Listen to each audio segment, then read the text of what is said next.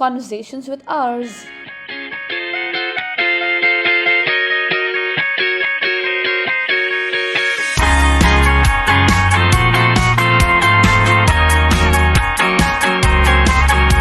So, in my very first episode of this podcast, I want to talk about YouTube and take a look at how YouTube has been able to be both an extremely comprehensive and subversive platform. At the end of the episode, I want to give a small shout out to YouTubers that I really love watching. But before all of that, a little bit on YouTube's relevance in my life. My history with YouTube has been interesting. YouTube's just always been around for as long as I can remember. And I've always resorted to YouTube for a wide range of things like entertainment, music, news, you name it. But something changed last year and my love for YouTube really blossomed. And the reason that happened was because of just how busy I was in the last 2 years. I didn't have the adequate time or energy to properly invest in a book or a movie or a TV show. When I was taking a break, I didn't want to consume anything that required an emotional bandwidth. So I just ended up turning to YouTube. There's something really unique about YouTube.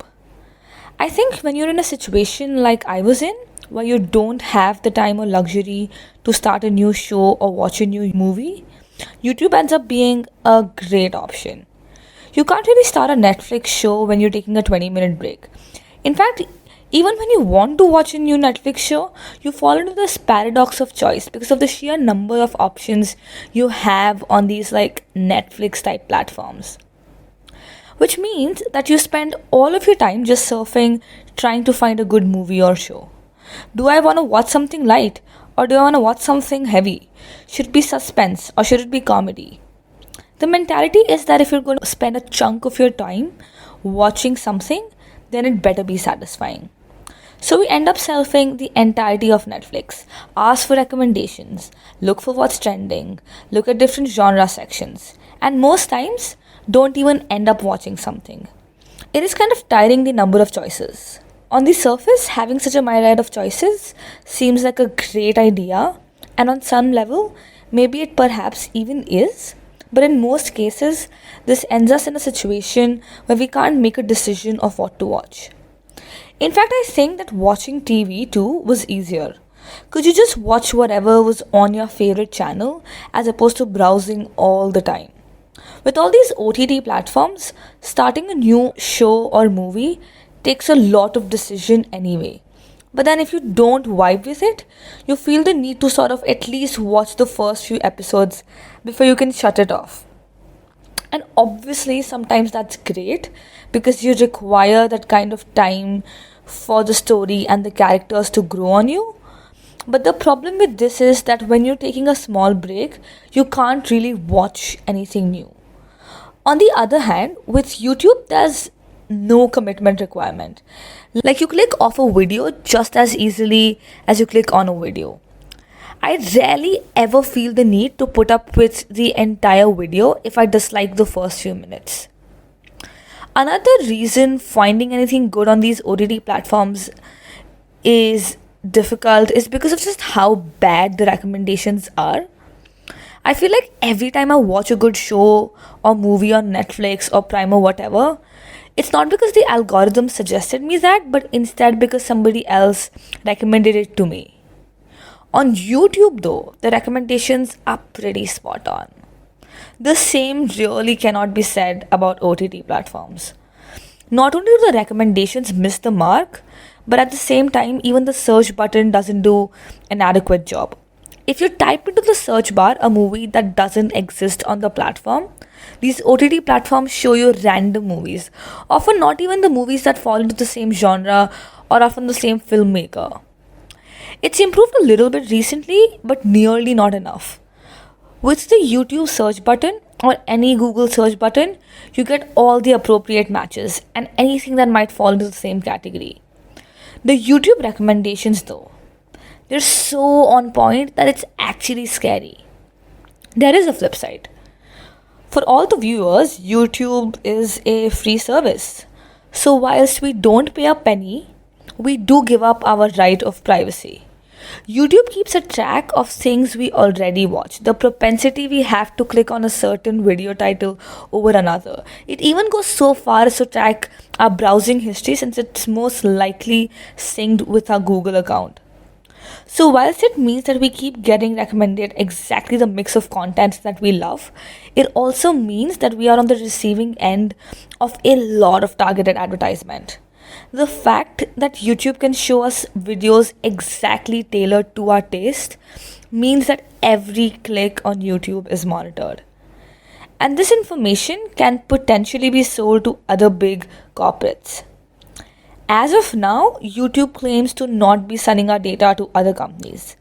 Instead, claims to use this data to customize and sell ads relevant to us. And this isn't great either, because then ads can capitalize on your personal details in a manner that they all seem really appealing to us. And it takes away the opportunity from a person to look at other options that might just be more suitable. So rather than widening your horizon, which is how the internet is usually thought of, it can also very easily restrict the information being served to us. And this brings me to another really important issue, which is echo chambers. I have seen a minimum of 3 people in my life get polarized in front of my eyes. Because YouTube knows us so well, it shows us things that we already have an inclination towards. So, politically, what this would mean is that it keeps showing us content that is more palatable to us over and over again.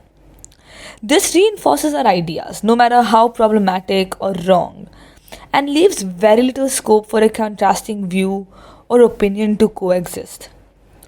Obviously, in some ways, we do have echo chambers in real life as well, because we surround ourselves with people who generally like or people we don't have a lot of disagreements with. But this is only horribly compounded on social media. In real life, you inevitably meet people who will disagree with you. You will inevitably have to confront people with a contrasting opinion, and you can't just close them off, like how you could just shut off a YouTube video. Now, polarization and radicalization is true for all social media platforms, except maybe Reddit, but I think YouTube could perhaps be more dangerous as it is more of a breeding ground for news and opinions as opposed to, say, platforms like Instagram. Because YouTube is a multi-purpose platform, people do resort to YouTube heavily to watch news or to find themselves explainers on world phenomenons. But this isn't the case with other social media platforms. It's not that you don't get news on these platforms, but these platforms don't provide as conducive an environment for news sharing like YouTube does. Because most people aren't using Instagram for that type of content in the first place. I don't use Instagram, but when I do use it, it's generally to stalk people who look much better than I do so that I can feel worse about myself. YouTube, on the other hand, is one of the biggest ways I keep myself up to date and hear people's opinions. So, as our consumption of primetime television for news goes down and our reliance on YouTube as a source for world affairs increases, our views get distorted. Because the results that land up on our feed itself are biased. These things don't happen on conventional television, nor do they happen on streaming services. In the case of streaming services, their profit model is obviously different from that of YouTube. The services that we avail from HBO, for example, are not free. They have a subscription model. So they do not have the incentive to sell our data to a third party in return for profits. And that way, we also get ad-free television, which is just chef's kiss. Unfortunately, though, as a byproduct of shifting from conventional television to OTT, we now spend more cash monthly paying for all our streaming services than we did for a DTH connection. Because we can't really make do with just one streaming service. All these platforms are fighting with each other to get their hands on the best movies and shows. So, to be able to get a decent range of content, you would need to be subscribed to at least a minimum of 3 to 4 streaming services, making it more expensive for all of us. The beauty of YouTube, on the other hand, is that you can find everything in the same place. You can just really find it all. and various types of viewership is encouraged. The first one is where you open YouTube to search for specific things. So, if you, for example, want to make a vegan cake, you just surf YouTube till you get something that matches your preference.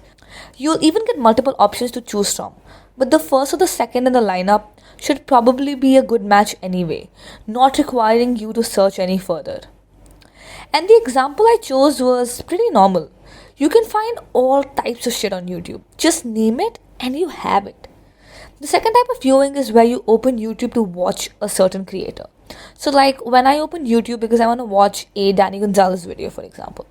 This is similar to, say, tuning in to watch a show. Like you'd come online to stream a new video that your favorite YouTuber might have just posted. There's also a third type. It's similar to the way you'd use social media, I think. This is the sort of viewing you do when you resort to YouTube as a source of time pass. Like you have nothing to do, and just as you'd open your phone and scroll through your feed on Instagram, you just do the same thing with YouTube. So you end up watching videos that pop up on your feed. All of these different forms of viewership is encouraged because YouTube has been revolutionary when it comes to allowing creators' creative juices to flow. YouTube has given to people the ability to run in any direction. A platform where content creators are not held back by anything. It has changed the definition of what is and what should be acceptable. Like, where was the opportunity for a common person to make videos about picking locks or like ASMR? Who knew there was an audience of weird sounds or slime videos? And have other people come and watch it and comment on it and like it? Like, you can do the most absurd things, have your own niche, put it online in the hopes that your audience will find you. Big media companies cannot potentially support the obscure ideas that take off on YouTube. That is the sort of risk they cannot take. You can never have a TV show about people reacting to another TV show.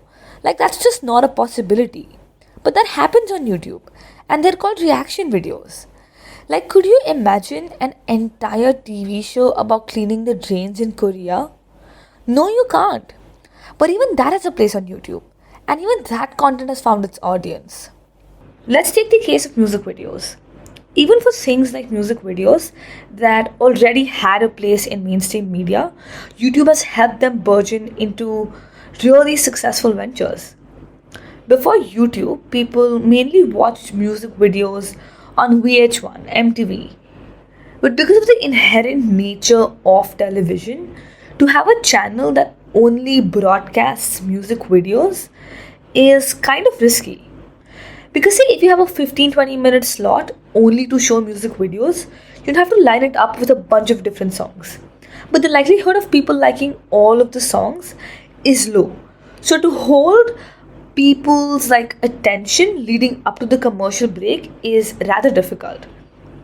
On top of that, whilst there's a good chunk of people who enjoy watching music videos, people probably aren't even going to watch music videos all day. So to have your entire business model revolve around music videos is unsustainable. YouTube, on the other hand, is the place for various different types of content. So to have music videos there makes tremendous sense. On YouTube, things don't have to run on a schedule. You can watch whichever music video you want to watch whenever. You don't have to put up with a rock song if you don't want to, unlike MTV. Even for artists, it's more lucrative to post their music videos on YouTube because they earn money as a result of the views. In contrast to MTV, where they didn't earn any money at all. All MTV did was help bring in artists into limelight, or help get the word out about their new single or their new album. More of the process was not seamless. There was a lot of back and forth that would happen between, say, MTV and the artist/record label. There were times where MTV didn't approve of music video ideas. Take the example of I Wanna Break Free. MTV didn't play I Wanna Break Free because of the portrayal of drag in the video. There's even allegations of giving scant airtime to black artists back in the day. All of this changes when you have an open platform like YouTube, where no specific person decides what goes on or off the platform. So, YouTube has helped creators get more say in their own work because you're not restricted by any time constraints. You don't need to make videos of a particular length. You're not restricted by quantity constraints. It's not like you have to upload a video every week. You do it on your own schedule whenever you want. There's not even like any quality constraints, which might even lead to some bad content being uploaded, but I think a lot of that gets filtered out just by competition.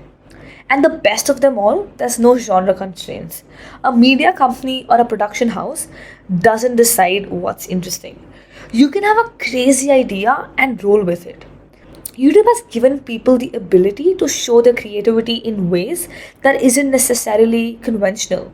And it's so crazy because generally, in order to pursue something that's creative, the rhetoric is that you need to give up your life, take risks that might end your life in shambles. But that isn't the case with YouTube. Here I am going to a perfectly normal law school, pursuing a perfectly normal law career, but also making a podcast video on the side. I didn't even have to spend a lot of money. All I needed was a mic. You don't need to invest a lot in order to become successful. In fact, even the algorithm and recommendations on YouTube work in your favor. It's generally believed that if you consistently make good videos, your audience will find you. So if you keep at it and keep making videos, the right set of people should be able to get to you. So now, because it's possible to get successful off of YouTube, it's helped democratize the path to fame. There's two ways in which I think this has lately happened. The first category, I believe, is the one where people have latched onto YouTube as a way to gain popularity and then be absorbed into the more conventional modes of media. A good example of this would be Troye Sivan, who initially started posting music online and got quite famous and then went on to get signed with an Australian talent agency. So you either try to gain some popularity online to be recognized by some talent agency and then leave YouTube behind, or you do something similar to what Addison Rae did. Although that was definitely more TikTok fame than YouTube fame. So what Addison Rae has done is amass like a shit ton of popularity on TikTok and use that popularity to land roles in Netflix movies because the people at Netflix know that she is invariably going to bring audience. But the moment she stops being relevant on social media is the moment even her mainstream media opportunities go down. Troye Sivan, on the other hand, has completely shifted gears and is now only a mainstream artist. The reason this is possible for Sivan is also because he is like a great artist. Sivan isn't famous for being famous. Addison Rae, on the other hand, is a brand. She isn't the best actor. The people at Netflix don't want to work with her because she's a mind blowing actress. They want to work with her because she brings a huge fan following wherever she goes. The second category includes people who aren't really making content to leave YouTube in any way. This would include people who make obscure content that doesn't really have as much of a place in conventional media. But it also includes people who don't really want to be in conventional forms of media, even if they could land an opportunity like that. This could be people who make vlogs or like lifestyle videos, or people who just make funny videos for YouTube. The thing with this is that you don't know the duration of your career. You don't know how long you're going to be able to make videos and earn decently from them, and how long you're going to be relevant for. So, most YouTubers do try to branch out in one way or the other. May that be launching a merch line or going on tour. Some people are more successful than others, obviously. Mr. Beast, for example, only wants to make YouTube videos. He never wants to leave YouTube. And so he's trying to branch out into making Feastables, which is a snacking brand which might help in case he becomes irrelevant one day. You can't always tell with YouTube. What you become a hit for may not necessarily attract people later on. Look at Lily Singh. She's seen it all, from being extremely relevant to barely relevant at all. I think what attracted people to her content back in the day was the fact that she was making like brown immigrant girl hashtag relatable content. But that content got old fast. Similar content came up from people like Liza Koshy and she lost her relevance. I personally don't think Lily makes great videos. It's just not the kind of content I enjoy at all anymore. But as an 11-year-old girl, I watched all of her videos. And I'm not even sure why. Maybe a little bit was the fact that she's the same skin color as me. She's really kind, she's so successful. Whatever, but she wasn't able to carve her niche. So people lost their interest. So, if I was the Ace family, I would watch out. I think there's a good chance that you see a surge in popularity for some period of your life, but then suddenly a lot of that vanishes away. Which is why it makes sense to build your brand in a manner where you can continue selling a product or producing stuff even in a situation where YouTube days are behind you. I do want to segue into talking about the one aspect of YouTube that I detest with all my heart and soul, which is YouTube Shorts. Really, just as much as I enjoy normal YouTube videos, is how much I hate YouTube Shorts. YouTube Shorts were introduced back in the September of 2020, an year after the same concept was introduced on Instagram. Obviously, all of this was taken from the hit platform at the time, that is TikTok. But there's something specifically about YouTube Shorts that really pisses me the fuck off. I think these 1 minute video types that keep coming one after the other can be pretty damaging and problematic anyway, but Shorts have somehow even further worsened them. These extremely small video types, of course, force people to make crispier content, but at the same time, I always feel like it's extremely lacking in substance. And that's probably because it is hard to sort of fit solid material in 1.5 minutes.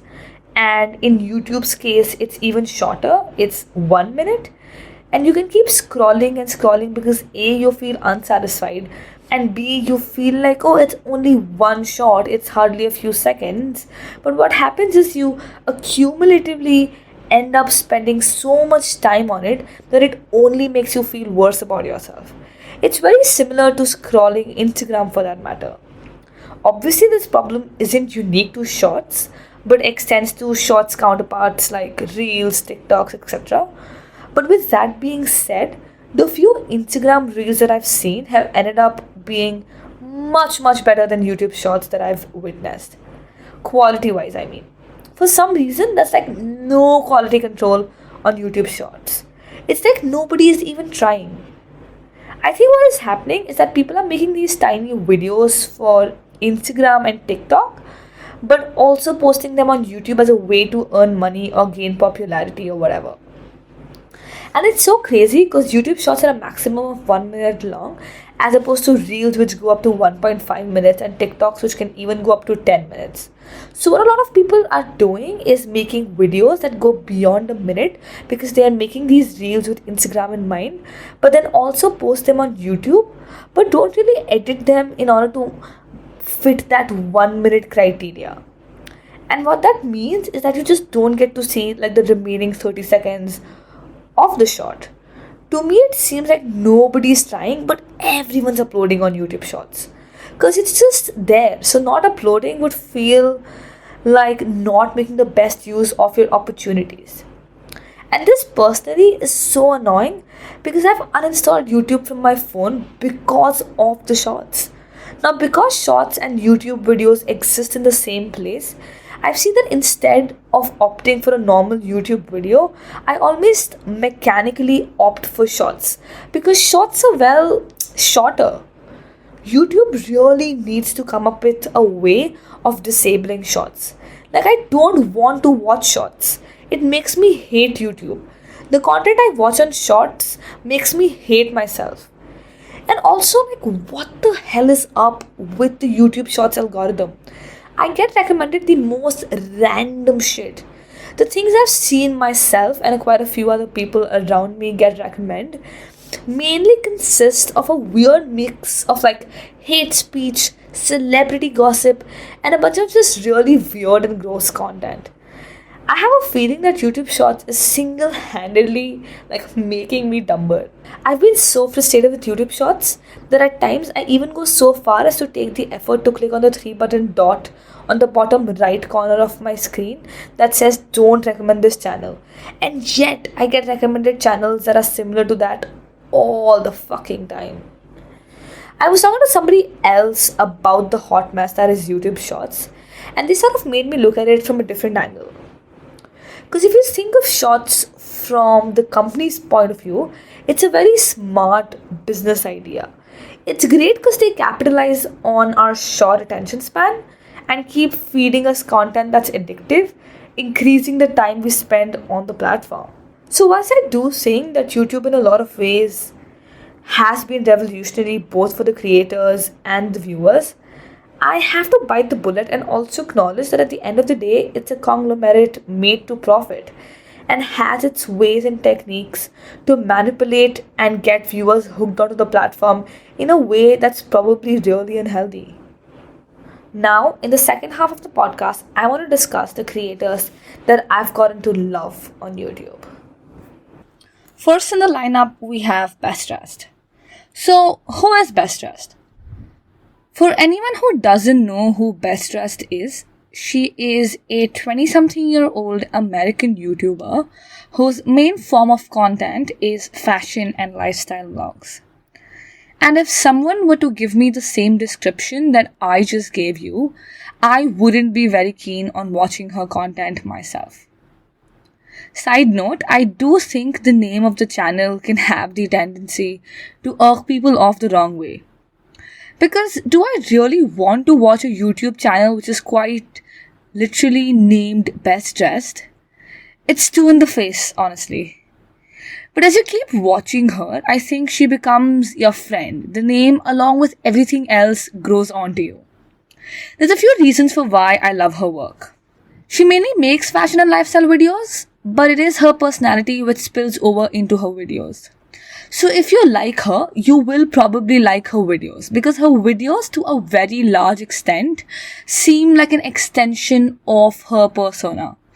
Even when you watch her fashion videos or lookbooks, there's always a voiceover that's extremely witty and funny. To elucidate just how much I want to hear her thoughts on everything, let's take the example of her Animal Crossing video.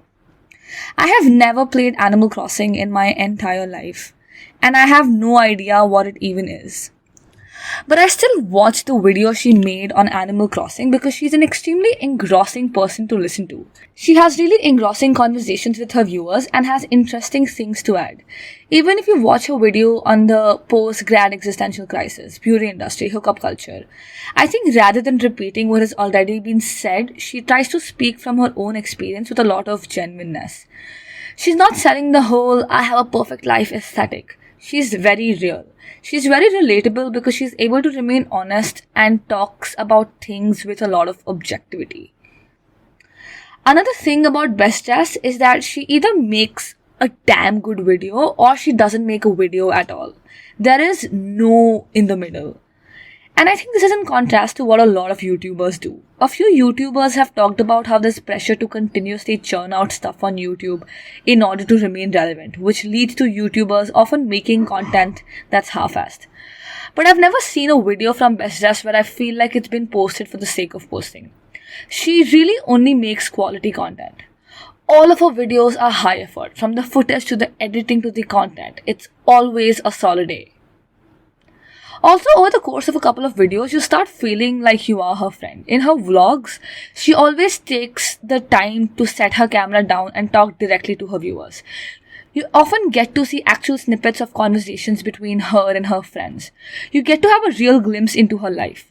Like if you see her Paris vlog, there are so many instances when literal extracts of a conversation with her friend are in the vlog. And that makes you feel like she is your pal because you get to have insight into her life. The way she conducts herself, how she is as a person, etc.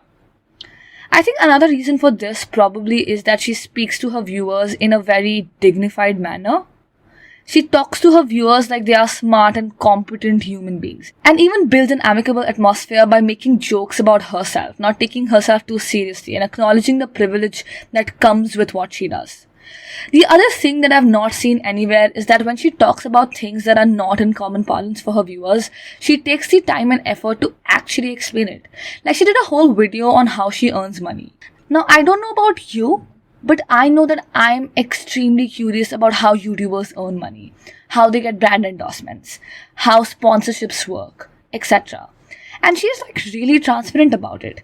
It's like she wants to pave the path for anyone who wants to tread on the same territory as hers. Now, second up, we have Danny Gonzalez and Drew Gooden. Danny Gonzalez and Drew Gooden are two different YouTubers who just make really similar content. It's generally long form funny videos, and most of the times it's reviewing a dumb movie or products that have like no use. They don't restrict themselves to only making funny reviews, but also make stuff like I ate like Tom Brady for a month, which is a video title. Basically anything that can have a comical twist.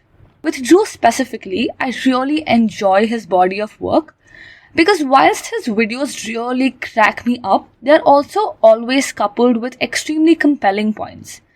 Like if you watch his video where he's reviewing Lilly Singh's show, you realize that alongside being funny, he's able to point out actual flaws in the show without being unfair.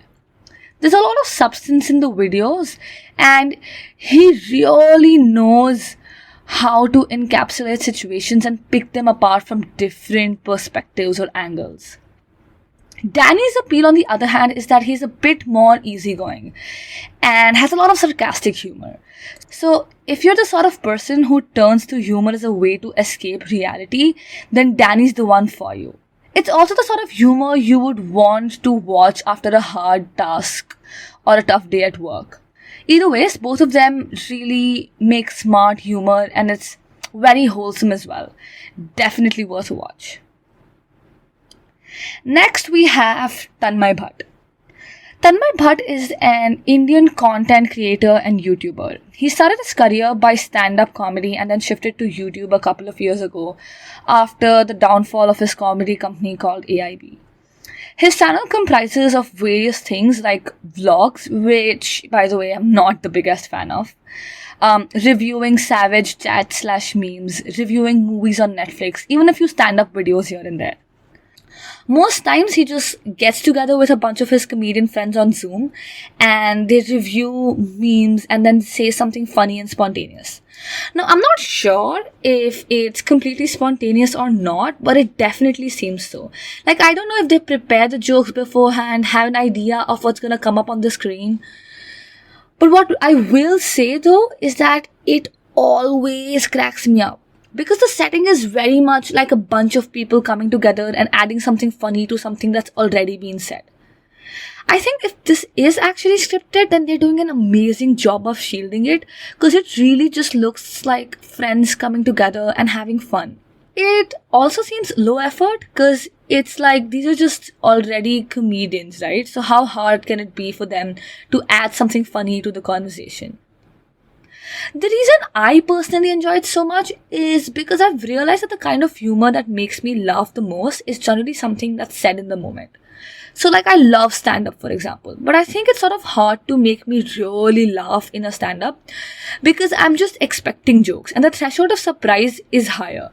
But for instances when I'm talking to my friends, even a mildly funny thing makes me laugh more than expected. Because I'm like, oh wow, I didn't see this one coming. And that element of surprise is necessary. So in some ways, what Tanmay Bhatt does on his YouTube channel is recreates the environment you might have with your friends. So if you like that sort of humor, I think you should definitely watch his channel. Colin and Samir are up next. Where do I even start with Colin and Samir? They're quite literally one of the reasons that I started this podcast. They have a very unique niche all to themselves. They are content creators who make content about other content creators.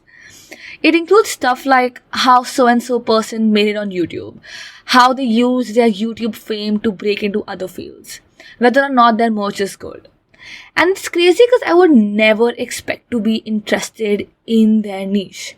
They generally have two types of videos. Number one is more of an analytical take. So like one video that I really absolutely love is on why Emma Chamberlain quit YouTube. And it's not like dumb celebrity gossip. They analyze the sort of content creation that she was into and then talked about why that perhaps was not the most sustainable form of creation. What's fascinating is that they're able to connect an isolated situation with the larger picture later on.